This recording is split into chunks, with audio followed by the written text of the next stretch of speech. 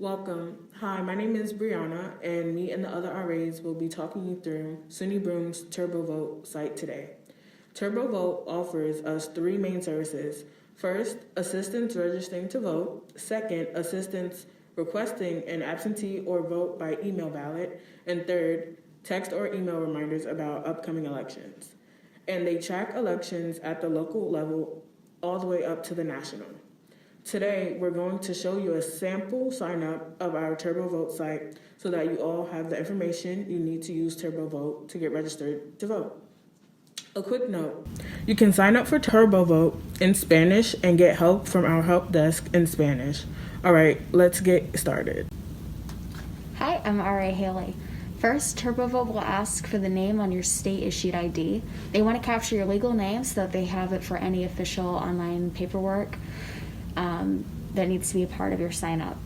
Turbovote also asks for your preferred name, should you want to provide one. That way, when the tool reaches out about upcoming elections, they're calling you what you prefer. Next, they'll ask you about your communication preferences, which marks the first of Turbovote's three main services, the election reminders. You can receive election reminders by text, email, or both. You'll receive a welcome notification upon signing up for Turbovote, a notification approximately 30 days prior to an election you're eligible to vote in, and finally, a notification the day before an election, which would include information such as your polling location, address. Again, you can receive this information by text, email, or both. The next question is, are you registered to vote? And this is where the Turbovote sign-up process branches and changes depending upon your response. So let's talk you through each of the three options. First, a student may say, yes, I'm already registered to vote. The Turbovote still has a lot to offer to those who are already registered to vote. They could walk away with Turbovote's election reminders, which would be beneficial for get out of the vote efforts and or assistance requesting an absentee ballot. So if the student selects yes, Turbovote will ask for their registration address, a few additional questions, and they're done. Another option is I can't vote. If this is the case, Turbovote will thank you for your interest and encourage you to sign up in the future should you become eligible to vote.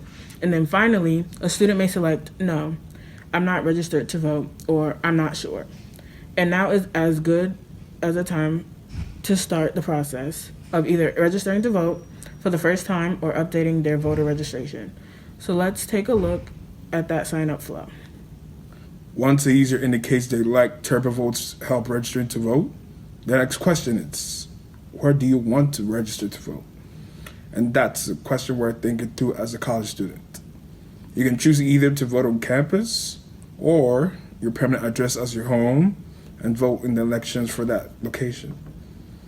What can you not put here is your P.O. box, as you need the physical street address, but you can provide the mailing address on the later page if needed.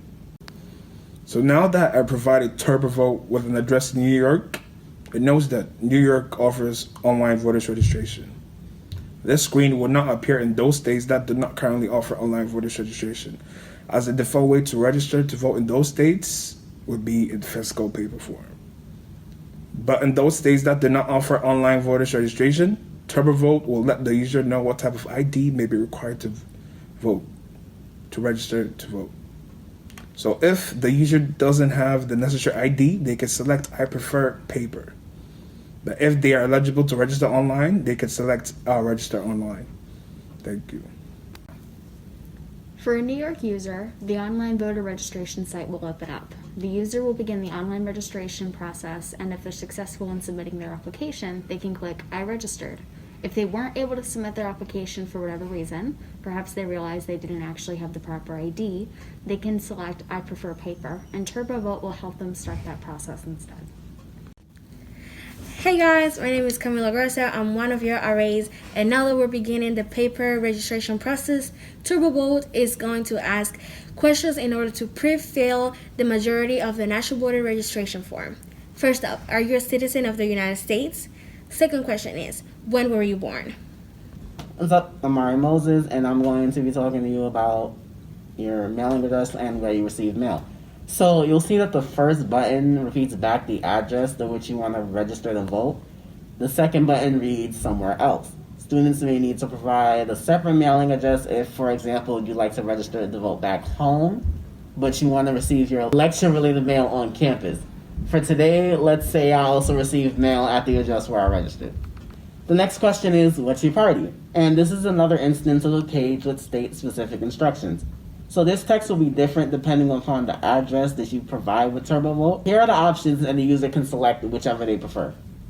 So this page is about capturing your voting method. If there's an election coming up for my address, Turbovote lets me know. My options for casting my ballot are in person, at the polls, or by mail. First, let's talk about Turbovote's role in helping by mail voters. If I plan to cast my ballot by mail, I'd click the by mail button, and Turbovote would log my preference as an absentee voter. If I select this option with an election coming up, Turbovote would promptly provide me with my state's absentee ballot request from on the final page. If I didn't have an election coming up, Turbovote would instead provide my absentee ballot request from 30 days ahead of my election. That way, we aren't providing the user a request from when there is an election for them to request the ballot. So when you receive the absentee ballot request form, you fill it out, mail it to your local election clerk, and your clerk is responsible for mailing your ballot if you're eligible to vote absentee. It's important to remember that Turbovote's role in the vote by mail process is assisting users with the request of their ballot. So again, that would be the process if I click by mail. Alternatively, you can select at the polls and Turbovote would log your preference as an in-person voter. The second to last screen is we can mail your forms to you. Because I have a piece of paper as part of my sign-up process today, my registration form, Turbovote can mail my form to me. If I click this top button here, I'd wait about a week and find an envelope from Turbovote in my mailbox. It would contain my mostly pre-filled national voter registration form, as well as a second envelope that's already stamped and contains the address of my election authority who needs to process the form. All I need to do is sign the form, fill in my ID number, and pop it in the second envelope for delivery.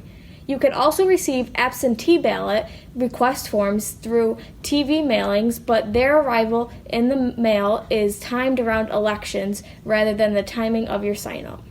So that would be the process if I clicked mail my forms to me. Turbovote mailings are really helpful if deadlines aren't around the corner and you need to submit a form for processing. Alternatively, I could click I'll print and mail my own forms. Especially helpful if a student has a printer nearby. And now I've reached the Turbovote Done page. It's important to note, however, that there are still steps I must take in order to successfully submit my voter registration application. I need to print my form, fill in my ID number, sign it, and mail it to my local election official for processing. And there's their address right there. We also have a call to action to check your voter registration status in the coming days. I could click here to download my form, and you'll see it's pre-filled with the information Turbovote asked of me. The final boxes detail where you'll hear from Turbovote again, and also shout out our people-powered help desk. The help desk can be reached by replying to any text or email you receive from Turbovote, by reaching out directly to help@turbovote.org. This is a really helpful resource for students who have specific voting questions so they could receive answers from real people ready to help.